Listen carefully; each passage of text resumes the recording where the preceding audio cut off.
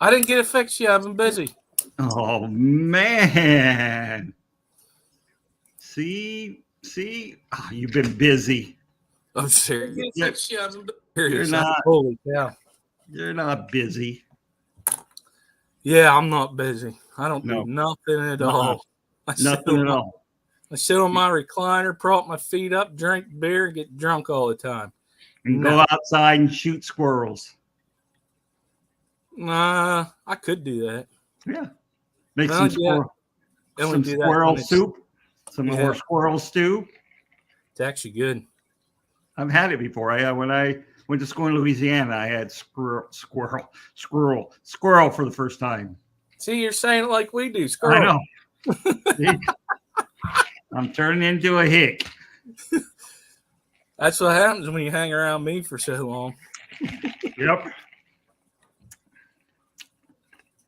It's funny. Oh my. What to do today? What should we do? You gonna say hi to people? Oh yeah, we gotta do that yet. See, I can't remember stuff.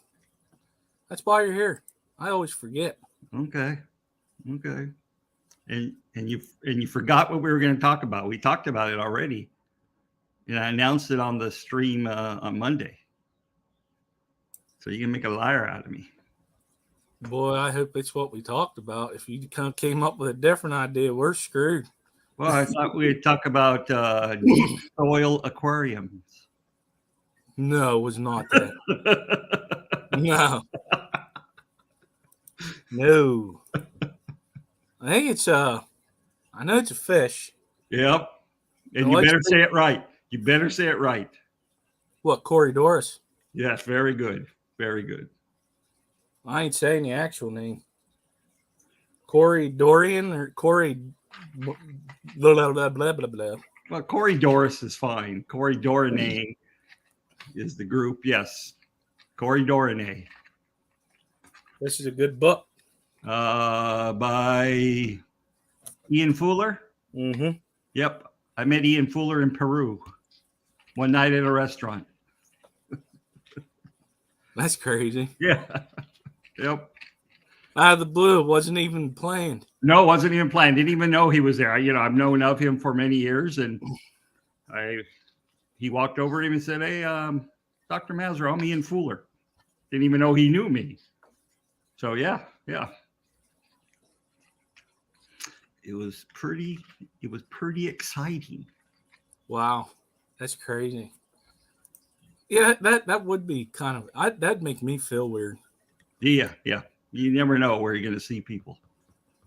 Well, we got 23 watching and not many people chatted on the participants list. Well, so I'm not going by that. I'm not. Do it my own way. We have Lunatic Fringe, Mystery Snell Guardians, Bigfoot Fish Tanks. The doctor was in the chat saying I was going to be late. Yep. I proved him wrong. TN Aqua, what's up, buddy? Mains, Tails, Furs, and Fins. How you doing, Jess? George from Aqua Balls. Jennifer Weaver. No one knows why I was thinking about Battis. But the super red Epistos are doing great. Jimmy P, how you doing, bud? Rico Stan. I will be up on his stream tomorrow in his afternoon delight. Got some things to talk about. How you say it? Sketty? Sketty Nona. How you doing? We got 3G. Monster Fish Gal. Ritesh. Stephen P. You say Stephen P? I didn't get to him yet. Oh, okay. He can wait. Okay. He makes other people wait. We'll make him wait. Okay. Hey, Stephen P. How you doing? Thanks for coming.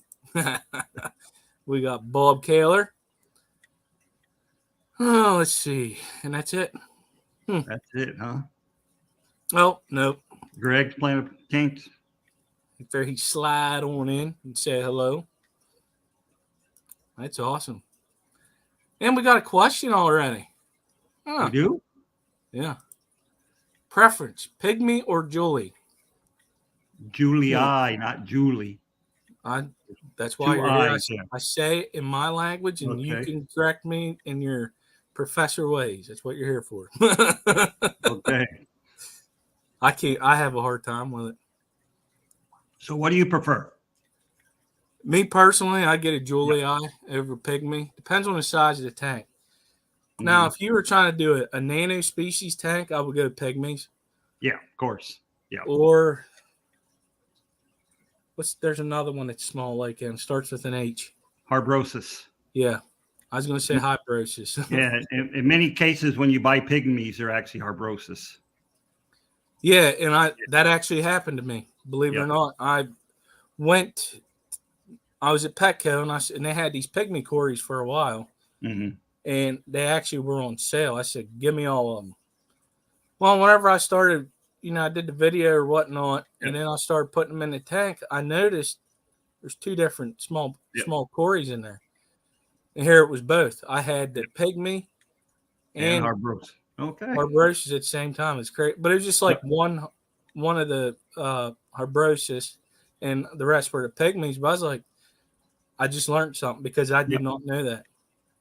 And a lot of times when you get Julie eyes, it's not the true Julie eyes. There's 4 or 5 fish that they call Julie eyes that really aren't Julie eyes. Didn't know that neither.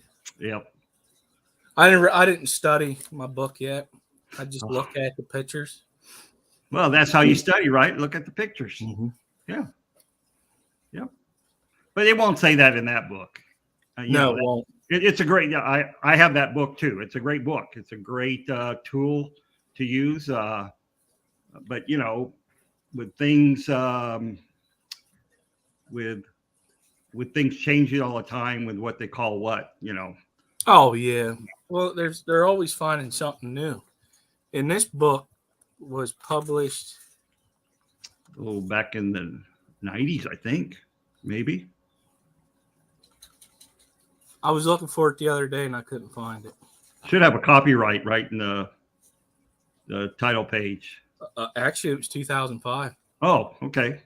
Still, Still, that's a lot of time. That's close to 20 years almost. 3 years, so 17 years. Yep. So we had a question from Ritesh. Want to know what kind of discus we prefer? Discus? Yeah, discus. I don't have them. Well, Ritesh, the aquarium back there, whatever, that's filled with about 20 wild red spotted green discus from Peru. So my preference is wild caught fish, but I actually like domestically bred. I like the Heckle cross. Don't like pigeon bloods. Anything with orange in it, to me, just doesn't look good in the discus. Nah, blue and red. Yeah, the blue, like a red turquoise, pigeon bloods, carnations, Malibu reds. Those aren't my preference at all. Yeah, I'm not a fan of them ones neither. Yep. Just the red. It don't even look red though, for real. Yep. It's different. Yeah. I'm not.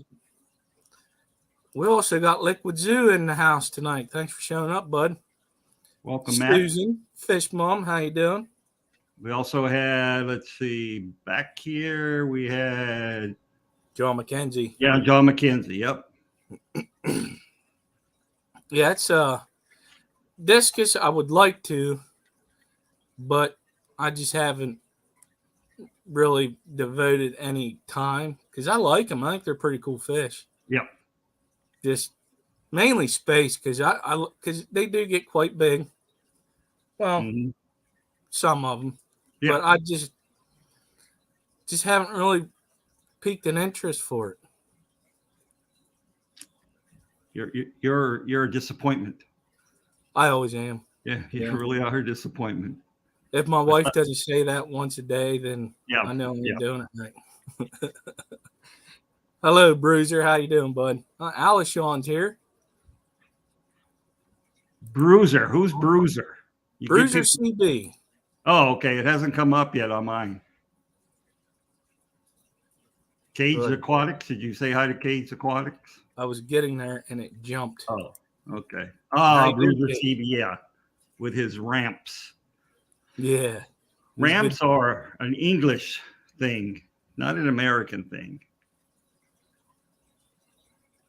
You know what ramps are there? No, it's the first time I ever heard that. It's a green leafy vegetable that in many cases are wild in the UK. Okay. I have heard of them now. You can go out and collect ramps. Oh, okay. The Chubby Guppy, how you been, bud? I haven't seen you in quite a while. It's nice seeing you, buddy. Drinking my drug. Huh? Drinking my drug. Diet Pepsi. Man, that's right. You got cut off with all the coffee. Yeah. So you got, well, still have caffeine, but I only drink one of these like once a week now. So get a diet root beer, or I do have diet root beer A&W, but I was out and about today, filling some stuff up. So Ritesh, email me and I'll send you a reputable exporter from Peru, since I know most of them. That's cool. So Corey Doris. What is your magic with Corey Doris? My magic? I look at them. You look at them. And then they run, so it ain't magic. So how did you bred your Corey Doris, right? I have. And so did you have a secret formula, or was it just like all of a sudden they started breeding? I have a formula.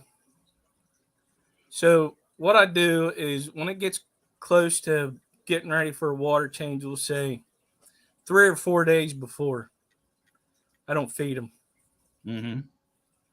And by that time, the water's getting to the point to where they kind of tricks them into thinking that they're wild, and the tank's getting lower. Mm-hmm. And whenever I get ready to do the water change, I lower the temperature of the water that I'm dumping in. So essentially, I'm not really changing the full temperature of the tank that drastic. We'll say I'm keeping them at 74, right? I'll dump in 70 degrees. Now it'll drop at 1 or 2 degrees. Yeah. And it's normally a 50% water change whenever I do it. So then I start feeding them bloodworms. That's the only time I feed them bloodworms, is whenever I want to get them fattened up, egged up. And that's what I do. And then I just keep doing it. When they start laying eggs, I stop with the bloodworms. I go back to my bug bites that I feed them. Mm-hmm. And when it happens, a lot of times, if I know there's going to be a storm coming, especially this summer, it'll be nice for it, because I just lost that word. Barometric pressure? Yes, thank you. Barometric pressure, when it'll drop or whatnot. Yep. And that I've had the one time I accidentally spawned them was right before a storm. It just happened. Yep. I was like, oh, I just learned something today. And then they'll lay their eggs. I use my fingers. I don't use credit cards like some people do. Wait, you don't you use your what? Fingers. Fingers? My fingers. Fingers, okay. That's why I'm here. That's why I'm here for, you guys, to translate. They already know. Oh, okay. Someone translate for me then. We could bring Robert up here. He was something else Sunday. But anyways, I use my fingers to get them up off the glass or the plants, wherever they lay them. Mm-hmm. They really, in my tanks, they really love laying on the Anubis up under the leaves. Mm-hmm. So I'm always checking there. Then, of course, right in front of your face, they're there. Then I put them in a deli cup. the first time I tried, I did it the Lucas way, where you just put them in there and let them go. Well, I started having, I don't know if it's because of my water or what, but they would fungus up real quick. Yeah. So I would only get like 1 or 2 fry out of it. And I'm like, this is getting ridiculous. I got to figure something else out. And I don't remember who I was talking to. They said, you remember Dan's Fish posted a video of how he did the albino Corridorus, which is pretty much an albino Aeneas Corridora. And I was like, okay, so I went and watched it. Well, he uses peroxide. So in a deli cup, you know, the not this one, but the next one up makes the half-pound one. I put tank water from the tank into there with, then I put the eggs in, and I add 5 drops of hydrogen peroxide to it. The next day, I just repeat it. Now I drain all the water out without trying not to lose any eggs. I turn that off. But I did that for like three days until I noticed you could start seeing the babies forming in the eggs, and then I stopped. I did a water change, tank water. I did tank water every time. Didn't use regular dechlorinated water. And when the eggs were getting close to hatching, I go have a 5-gallon tank in the laundry room, and I just dumped them right in there. Well, I acclimated the eggs to temperature because they were room temperature, and that was a little bit warmer at the time. And I dumped them in there. A couple days later, I had a bunch of wigglers in there. I ended up with 25 longfin Corridor Aeneas. I was like, oh my God, I finally figured it out.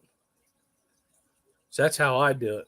Now, you're not doing anything to your water. You're not making it softer or anything of that sort. Nope. Yeah. You know, a lot of people have problems with their eggs fungusing. And, you know, another way to do it is to add Indian almond leaves. They, you know, the tannins and the humic acids in the leaves are a natural antifungal. And so, you know, it'll naturally soften the water, but it'll also fight off the fungus that you get from the eggs. You know, if one egg dies, the fungus will attack that egg, and then all the rest of the eggs will start fungusing too. It'll attack everything. So, you know, one thing to do is if you do start to notice white eggs, even 1 or 2, take those white eggs out. It'll prevent them from the fungus and those eggs from being transferred to everybody else. I don't have it, but what I normally do, I take a pipette. Uh-oh.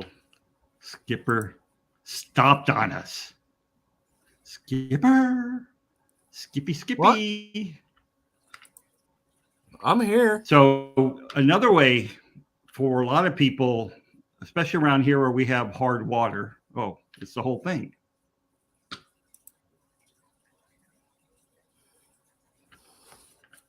It's good on my end. There, you're back.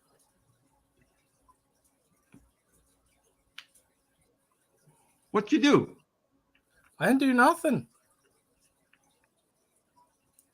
No, it's not good on your end.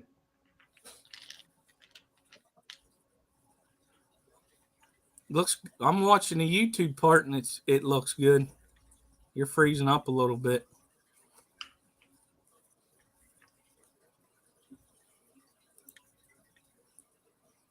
Maybe it's me that's freezing and not you.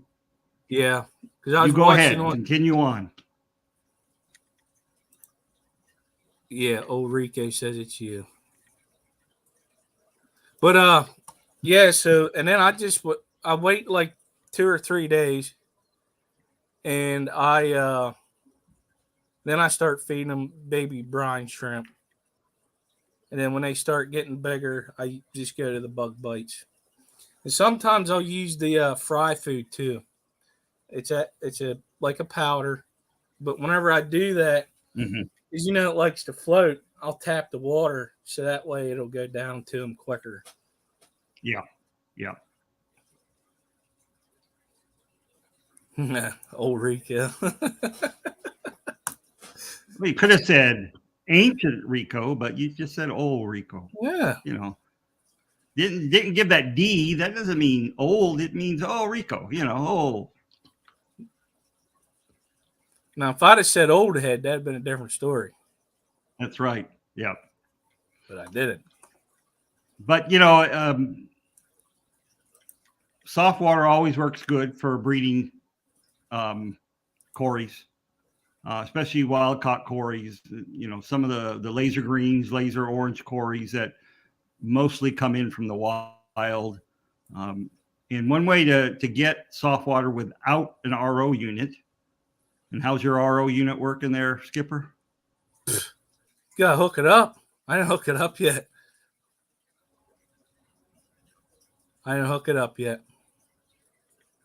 Oh, okay. Shame. But you can get go to Amazon and just get the softening rosin, the rosin that they put, or resin, whatever you want to, the small resin beads that they put in water softeners. You can buy that and put it in filter socks, in either an outside filter or a little internal box filter, and that will soften your water. There was a cory breeder around here that bred cories for 20, 30 years, prolific cory breeder, and that's all he used. He used the little softening pellet.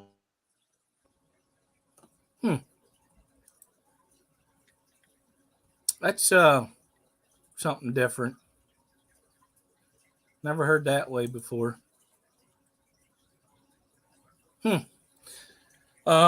Chewy said about distilled or rainwater. Is it legal in your state? Yeah, I can collect rainwater in PA. People have drums and stuff. And matter of fact, my great grandfather used to do it, and that's what he would use to wash his hands because he's up in the garage, he didn't have no running water up there.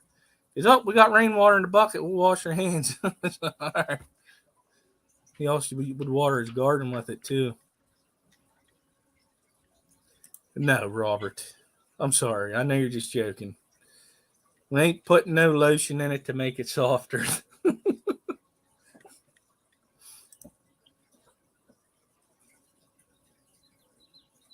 I seen something else.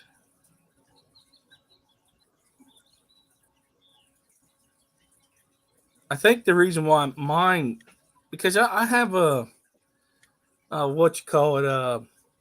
water treatment plant.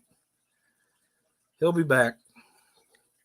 I have a water treatment plant, so I just got a TDS meter the other day. I've never done it before, so I'm going to actually test it. Because I normally don't test my water and stuff, but I want to get into breeding a lot of different types of fish. So I figure, why not start there? Because with the RO system, it would tell me how much I would need to cut it. So, yeah, I know. I'm not a water guy, Steven. I just put it in the tank and hopefully it's good. That's why I said this year I wanted to start learning a bunch of stuff. And one of them is water parameters. And the other one was about whenever the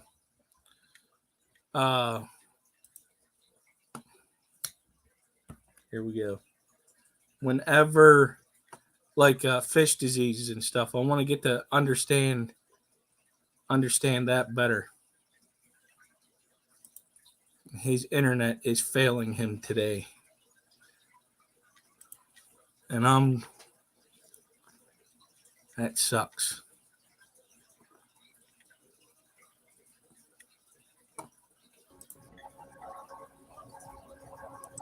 Your internet, you said.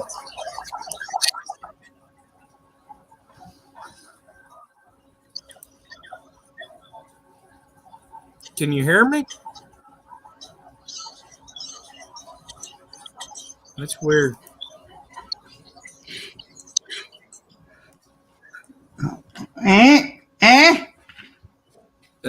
We can hear you though.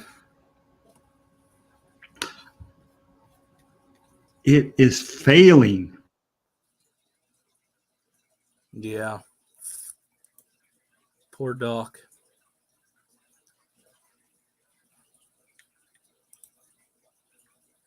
Now he's just a big circle.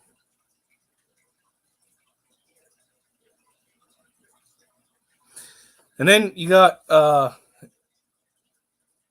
must be the California Rays, he says. Yeah. He's gonna lurk in chat. Oh God. It's about to go south. But hello, Darlene. How you doing? One thing I will recommend is with the Corys is whenever you want to fatten them up, use bloodworms, or like what a lot of people like to use is blackworms. Yeah, it's a Rico style router. Yeah, it's the one Rico used to have. Probably bought it off of him.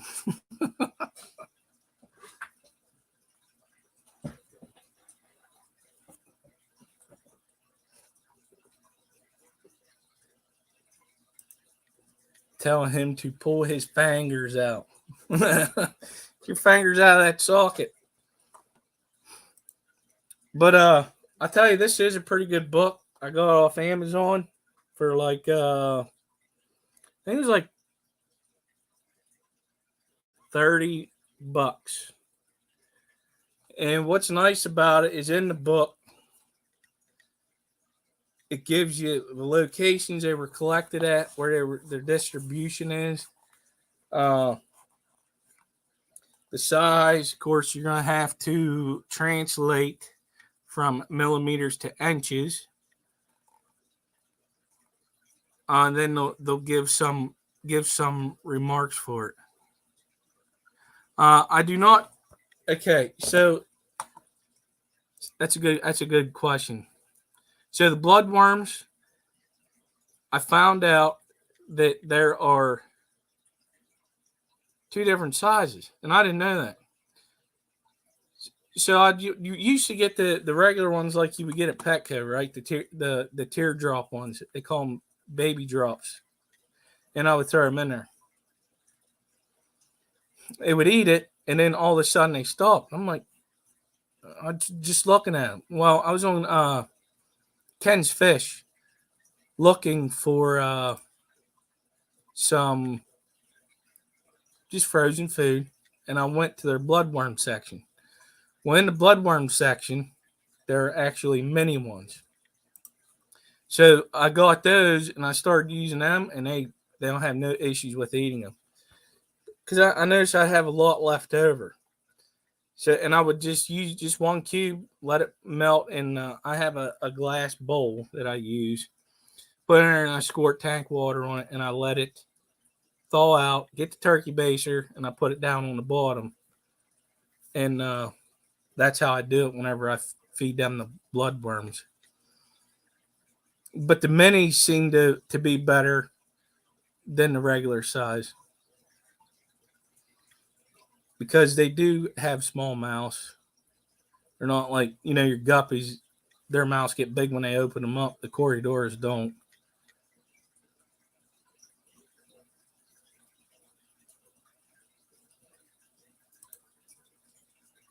Yeah, I've seen jumbo bloodworms also. That's great for your bigger fish, especially like if you have monster fish. They can get to them like they not this when they're full grown, but whenever they get bigger than like your normal. We'll say like this electric blue car, they would just love them jumbos. But yeah, I mainly just feed my Corys the bug bites bottom feeder, and then I ended up getting some of that extreme food for the plecos, because I was feeding a bug bites one, and I was told about the extreme one, so I went and got them, and boy, catfish just love them too. It's like a bottom scratcher formula that they have. Yeah, I would definitely try the minis. You're right.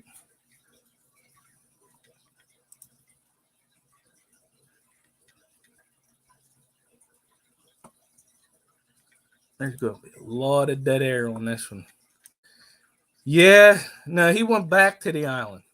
We got kicked off. They stole him and they went and put him back on. They kidnapped him back on the island.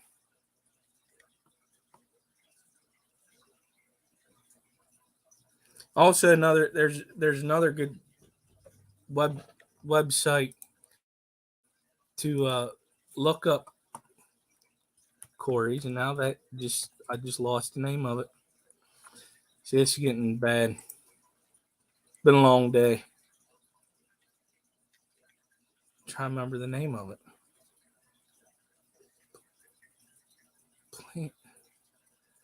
It'll come to me. Somebody in the chat will know what it is. Man, I forget.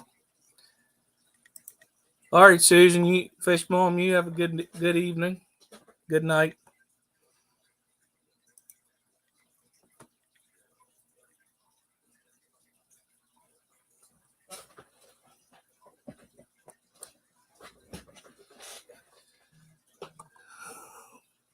I am not good at doing this by myself because I don't have the gift to gab. Trying to think what else to tell you that I know of Corey Doris. I definitely am not an expert. That's one of my favorite fish. Actually, is the favorite fish that I like.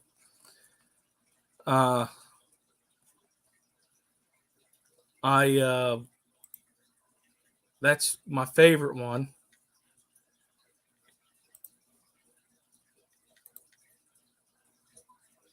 Where is that at? There it is. But it's one of the ones that I really want to focus on for breeding. There's a lot of us that have Corys that breed them. Another good person that breeds them is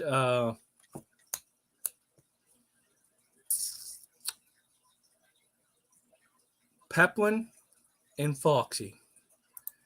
They do one heck of a job at breeding fish.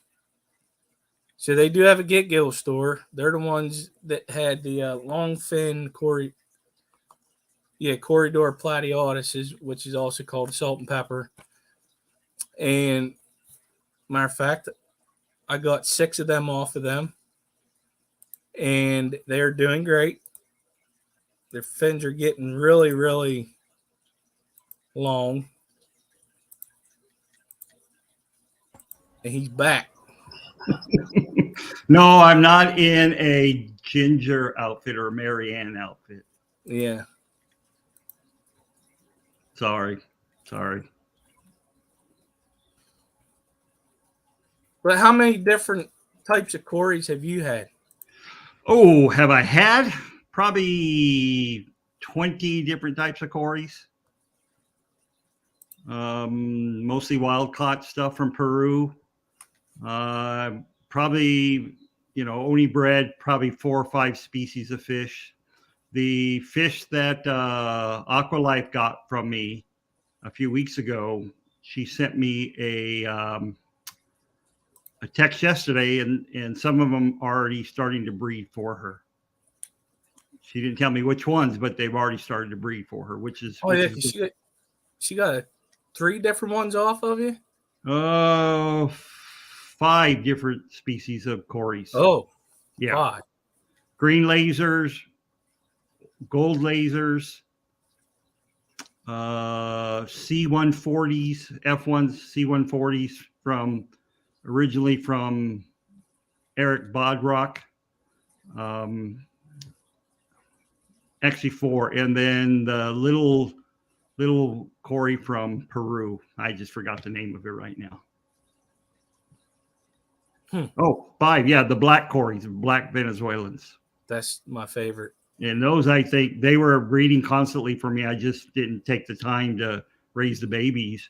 I think those are ones that are breeding for her right now, because they would lay eggs all the time for me, and I never separated them out. So That's good. Hopefully that'll work out for her, and they'll keep breeding. Yeah. Yep. She needs to raise me some up so I can buy them off of her. Because I only have 4 right now. Got them off of Dan, and it cost. Well, technically I ordered 5, but one ended up passing away because it was swimming funny in the bag, and then it couldn't take it. So I ended up with 4, and I'm like, oh man, I would love to get some more so I have a better chance. Mm-hmm. They're just hard. They're just hard to sex out. Well, when they're adults, so the females get much broader. Mm-hmm. I mean, if you look at them from the top view, yeah, males are nice and slender, kind of like me, and the females are broader, kind of like you. So, yeah. I ain't no skinny person. I'll tell you that right now. You can tell from my big head, I'm not a skinny guy either.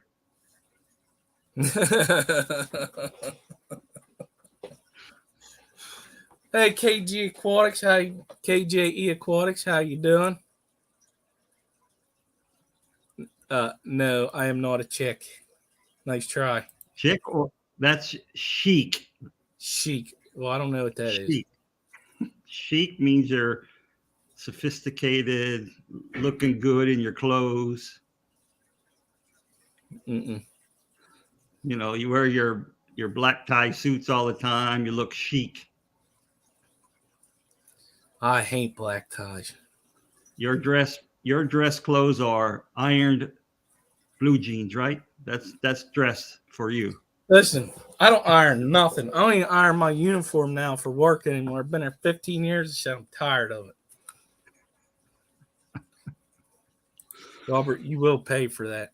Just saying. I know you're joking, but I'll get you. Yeah, Eric, Broad Rock. Bod Rock. Oh, Bod Rock. I always say broad. I don't know why. That's how I see it in my mind. He's a really. I got to meet him at the Keystone Clash last year. He did a talk on corridors and plecos. Mm-hmm. It was great. I made sure I made it for that one. I have black Venezuelan, longfin green Aeneas.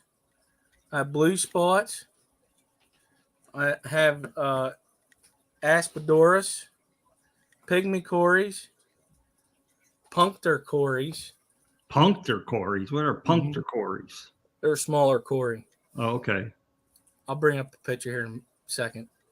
I know I'm missing one. Oh, red Venezuelans. Okay. Yeah. Yeah. And I have one. Is it Retobo? Retoba. No, that ain't right. Well, anyways, I got that one, and it was given to me. I went to Petco, and somebody turned it in. They didn't want them anymore. I was like, "Is this the only one you got?" They're like, "Yeah." No, I'm like, man, now I got to look for these because it's pretty cool looking. Corridora. Corridora, huh? Mm-hmm. You got to put that S there. Listen, I don't do it. Okay. Yeah. You ain't gonna do it. I ain't sophisticated. Okay. Okay. You don't have to be sophisticated to be correct.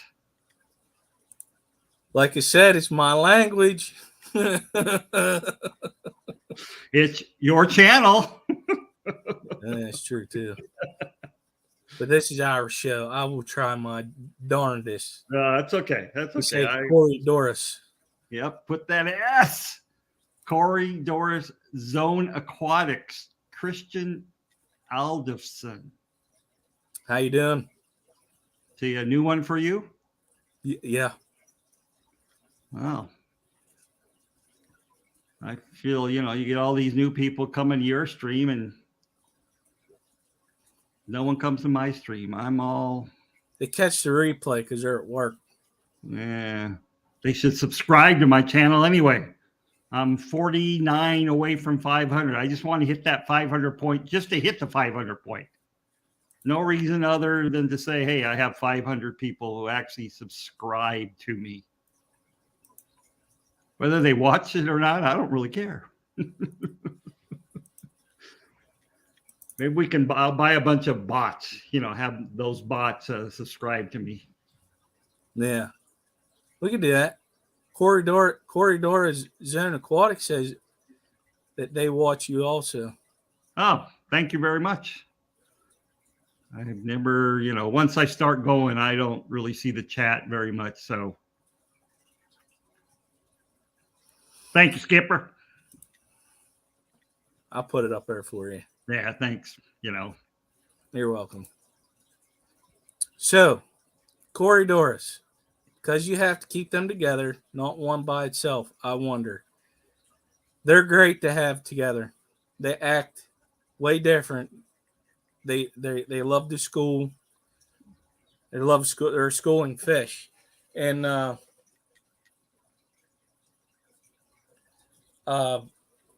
like I have that single one. You can just tell the difference between the others. I have groups of.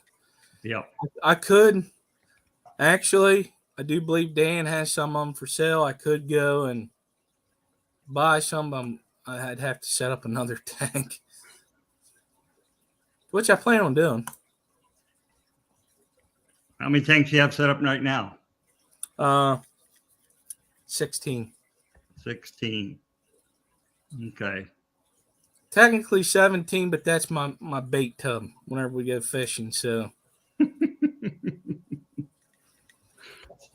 go collecting, put them the day before I put them in that tub, keep them feeded.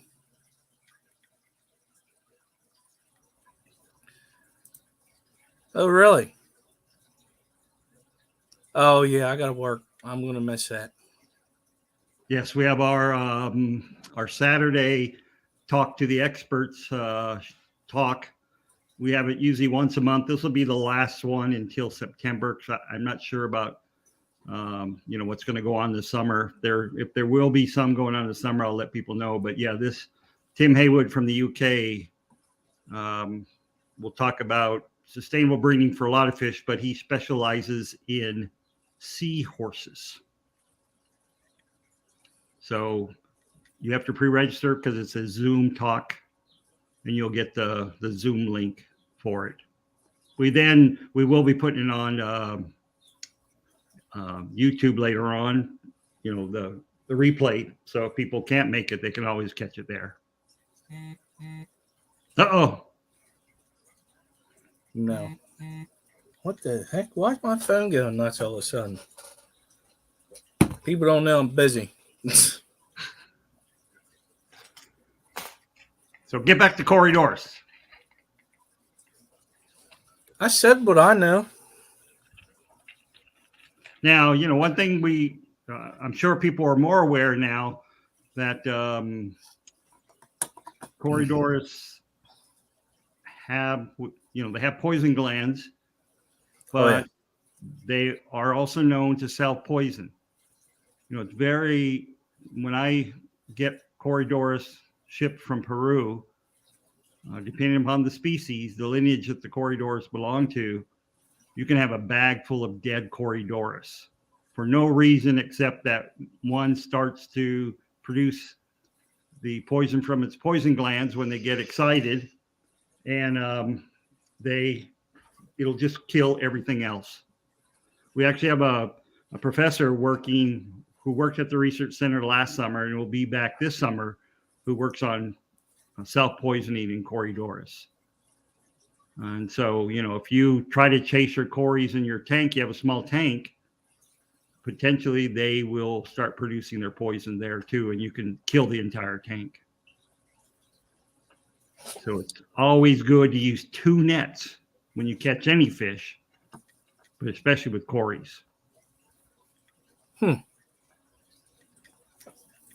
I never had it happen in the tank, but I have seen, like, if you do a long trip and they weren't scared like the night before to where they get all their poison out of them. Yep.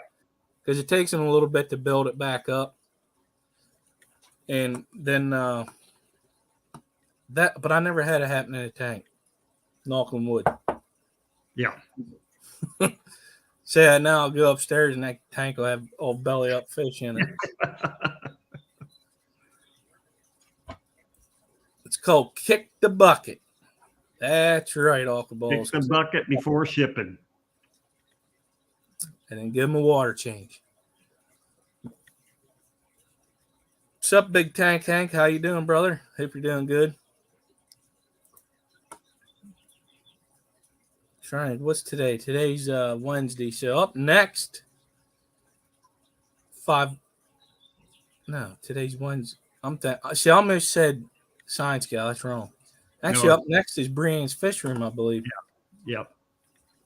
Yeah. I told you Science Gal earlier. I said no because I'm on my Sunday. Still trying to get used to this Wednesday stuff.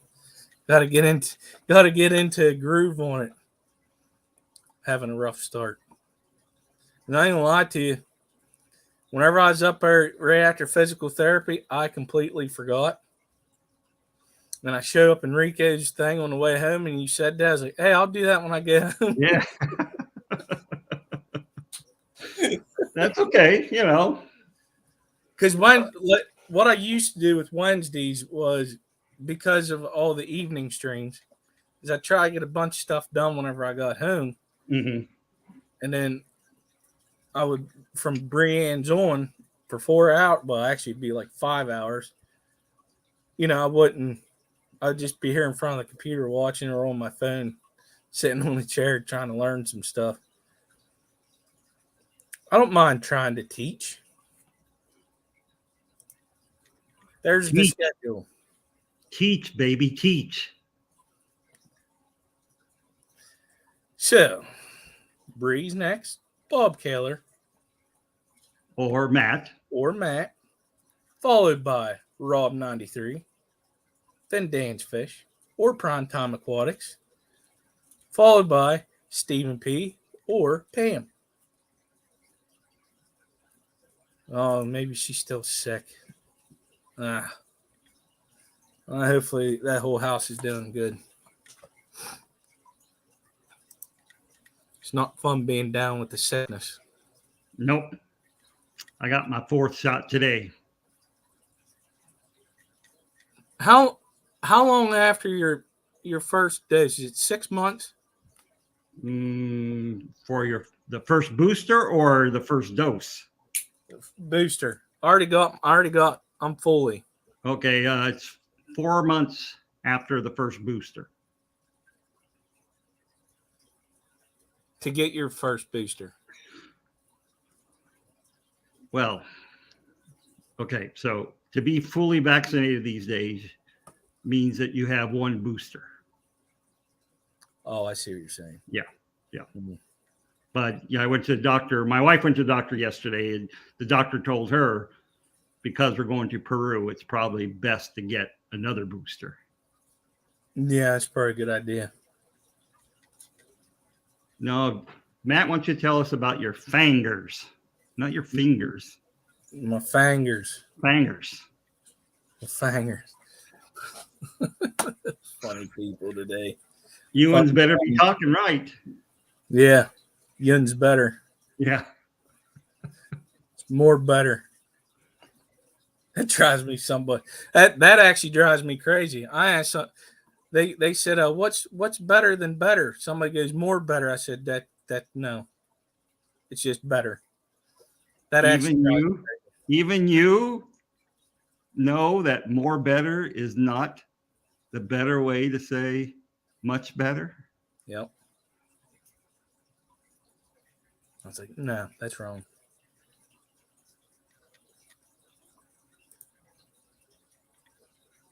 Oh, okay, that's good. She didn't have it. That's good. That's good. That's good to hear. So what Corey Doris do you have in your collecting point down there? In Peru, we commonly collect Corydorus shuri in the Itaya River. Corydorus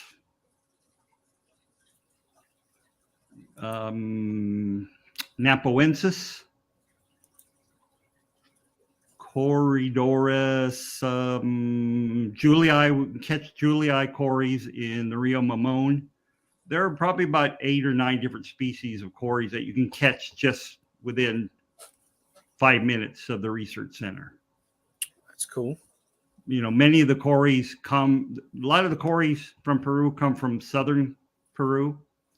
And then they're shipped up to Iquitos. But when you go to the exporters in Iquitos, you can get every cory that's in Peru. The gold lasers come through there, the red lasers, the green lasers come through there. Pretty much anything you want will go through Iquitos. So you just have to time it right to figure out what cories are coming in.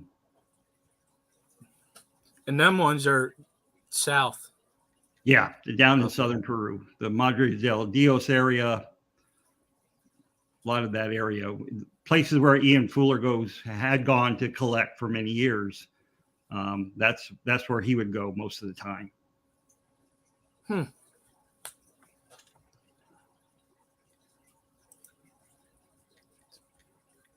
There's Eduardo. Hello, Eduardo. So Robert wants to know what cool plecos come from there. Well, emperor plecos, which are a black with white stripes going through their body. Plecodonis, when they're juveniles, they look really nice. Black with white spots, but they get up to about 3 feet long. And once they get to that size, they get all black. They're not a spectacular pleco at all. Pleco Panak Changai, which is one of the tiger stripe plecos, are found in the area. So, Pleco Ranger, there are a number of plecos there in that area. We don't have, there's not Pleco Zebra, no, none of the spectacular Zinzu type plecos, the black and white ones, things of that sort. So they tend to be not as beautiful, so to speak, as the plecos in Brazil. Oh, yeah. Yeah. I didn't realize. Yeah, because Brazil, I think, is where the king tigers come. Yeah, yeah. Also the L333 and the L66. Yep. I always get that mixed up. Yeah, L260, the Queen Arabesque, the Sabas, the Sabes.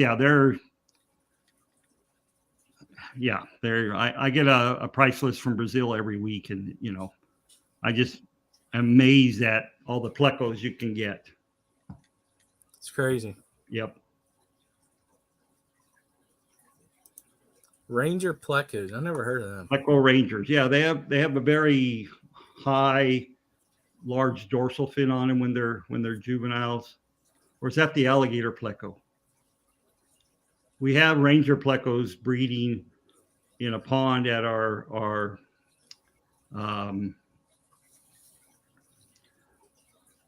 he's our resident manager at his house. He has ponds that he has Pleco Rangers in. What stingrays are there in Peru? P series ones. Lots of stingrays. Flower stingrays, moto stingrays. There are 8 species of stingrays there.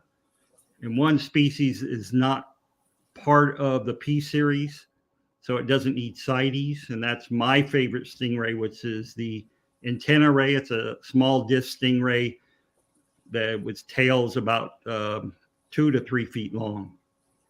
So it's a really spectacular stingray. But they need fast water. If you have them slow water, the tail starts to rot off of them, so they don't do very well in captivity. Wow. Yeah. That's pretty neat.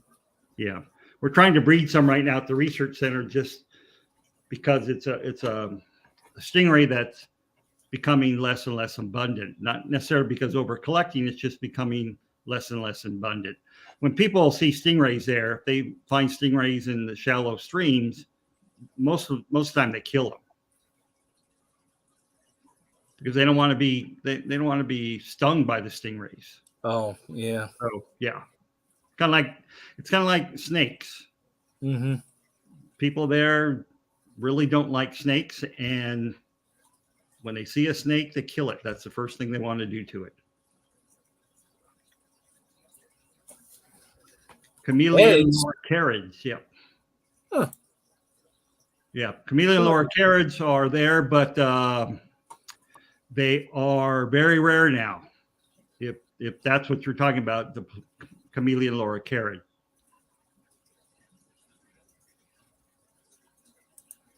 So true, Keith. Yeah, yes. No.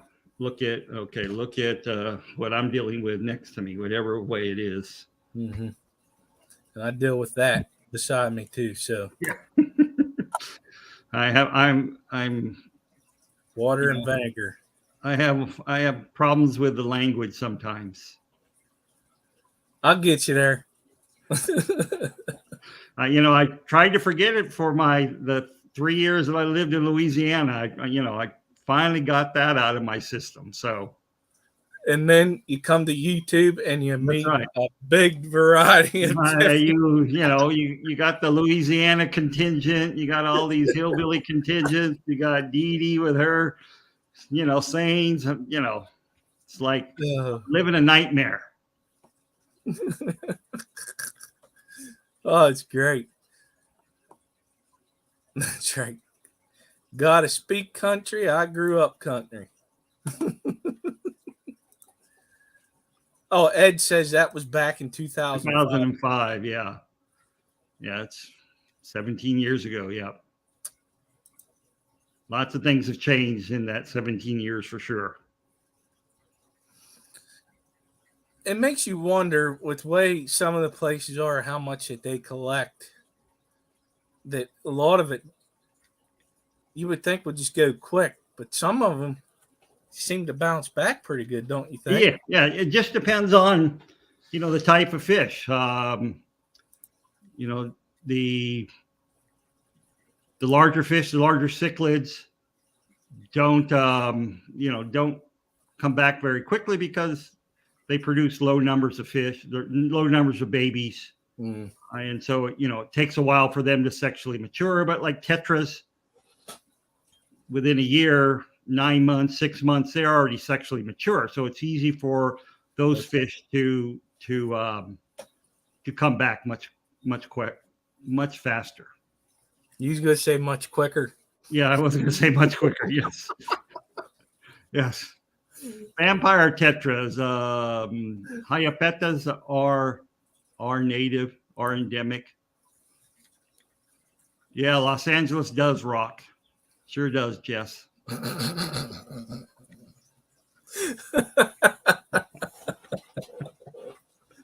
So the cost of travel to Peru right now, I just had a student book a ticket from Detroit, round trip ticket to Detroit to Iquitos, and he's coming in the middle of June and coming back to the States at the end of August. It was $1,200 for him. And so prices have gone up. That same ticket last year was $800. So because of the gas crisis, the problems we're having, I paid $6.29 yesterday or day before yesterday to buy diesel for my pickup. So, that's outrageous. And so, the price of fuel is going to be passed on to the passengers. But, $1,200, it's still kind of bad. It is, but to me, it doesn't. That would seem cheap because of the distance of flying there. And now, whenever you're flying from Pennsylvania to Florida and that's what it costs, that's ridiculous. Oh, yeah. That's why I didn't go to Aquashella, Orlando, is because of that. Yep. Do we have tour guides for collecting, and they reputable? If one of the problems you have in Peru, at any place, even in your own state, you go to other states, you have to have collecting permits. So not just anybody can go down there and collect fish. You have to, you just can't hire a fisherman to go collecting with. You have to have a collecting permit. So, people who collect with us, the scientists who collect with us have to, even I have to have a permit to collect fish. We have permits for the research center. If you collect with the research center and with our fishermen, you're under that umbrella. But it's not a collection of 5,000 Corydorus. It's, we have minimum collections or maximum amount of fish that we can actually collect. But there are other groups. Margarita Tours does a collecting trip, and that's the trips that Corey has been on in the past, where you're on a boat for 7 days. So you can go much further out from Iquitos, and that's where they all are based out of, to go to specific locations. I think that'd be pretty neat to do the boat thing just once. Say I did it, because for me it'd be all right, because I love to go camping. Yeah. I could sleep on a boat, no issue. Yeah. So KJ or Bunny wants to know how much it costs to ship. It depends. It's about you have to have a minimum box, minimum number of boxes, which is 10 normally, 100 kilograms, and that runs about $200 or $250 a box. If you go under the minimum, then the box charge goes up astronomically. So if you have 8 boxes that doesn't meet the minimum, you may be paying $400 or $500 a box. So just by having those 2 extra boxes, your shipping costs go down dramatically. Yeah, it's not cheap. No. Yeah. But in the long run, if it's something that you really like, yeah, and you bring it home, it's priceless, because you actually went and collected the fish. Yeah. Like, most of the fish that I have in this big tank here, if they're from Peru, are fish that I've collected myself. Some of these discus behind me, I collected. Others, we bought directly off the fishermen. Yep. And so that's what, if we don't catch fish that we need, a lot of times we will go straight to the fishermen and bypass the exporters and buy them directly from the fishermen. They'll sell it to us for a little bit more, but their little bit more is, let's say, for some of the wood cats. The exporters sell them for $3 each. Let's say the fishermen may sell it for $1, but when they sell it to the exporters, they may sell it to the exporters for 75 cents. So they're charging us a little bit more, which I have no problems with, because it's the fishermen that get the low end of the deal. They are charged so little for some of their fish, pennies on $1 for some of these fish that are being sold by the exporters. So I like dealing with the fishermen directly, because if they do catch something spectacular, lots of times we're the first to know about it.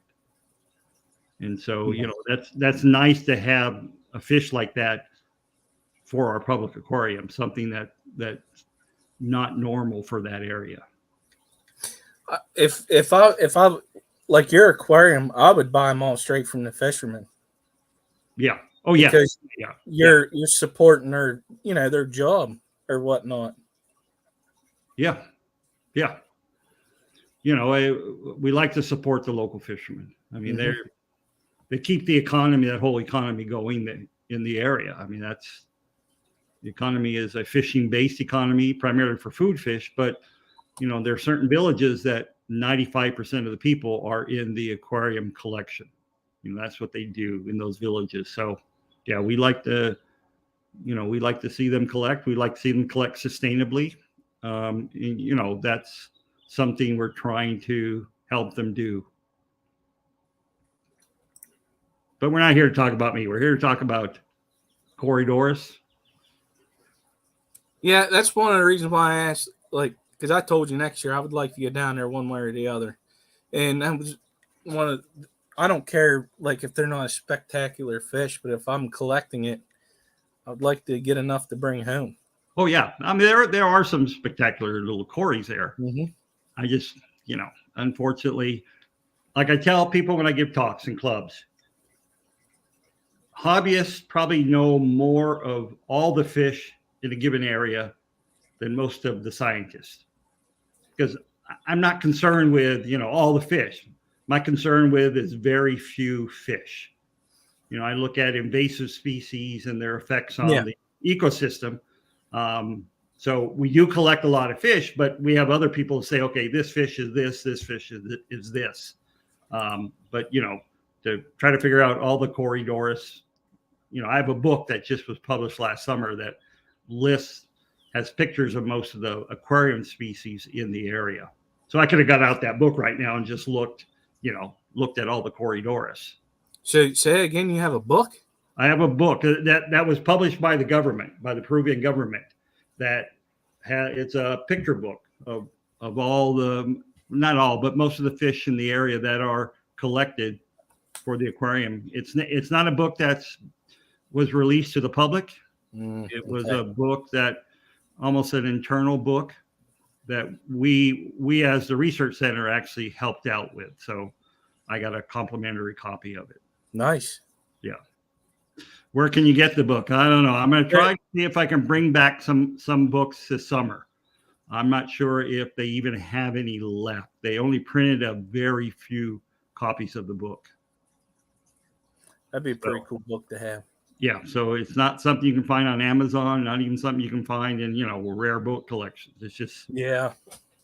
Well, I get it, too. That's smart. Yeah. But, I'll sell mine for $500.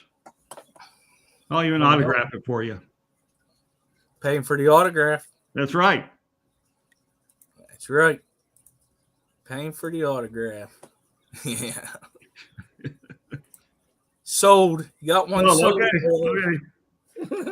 It's yours then. Sketty, I like that black market. All that money goes into the research center, so it's not going in my pocket. Yeah, it's true. Yeah.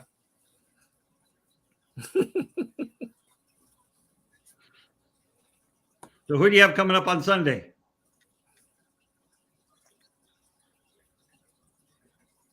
Is that the 22nd, right? 22nd. Yes, sir. Alex. Alex from The Secret History Living in Your Aquarium. Okay, I'll be there to molest him, to, Just stir the pot. Yeah, stir the pot. Yep. That's going to be a fun one. That'll be different. And then you're going to be on Saturday night, Rico. You're going to be watching Rico. Figure out who the mystery guest is. Saturday. He has a mystery guest. He has a focus on. Yeah, I got notified of it in Facebook. Yeah, probably. Okay. Yeah, that'd be 8 p.m. Yeah, I could do that. Yeah. That's weird. Some weird crap going on outside. Keep it over there. Stay away from here. But it's pretty obvious it's Doc. Yeah. That's me. You got it. Stephen P. I ain't watching it. It's not me. I just tend to, I watch his focus on just to, see some of these people.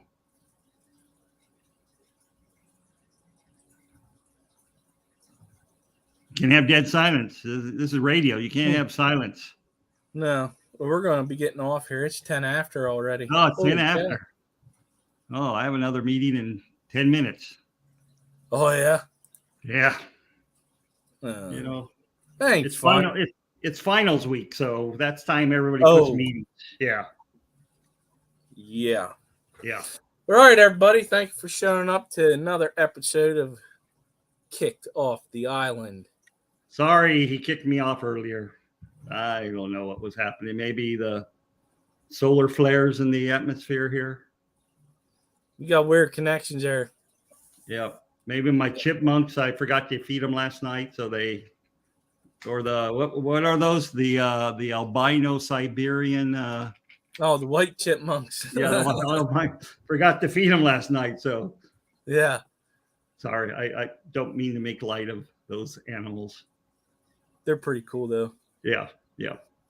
All right, everybody have a good night. Thank you all for posting the links and stuff. And Ritesh, email me and I'll give you some information. Yeah, that'd be the best way to do it. Yep. All right, everybody have a good one.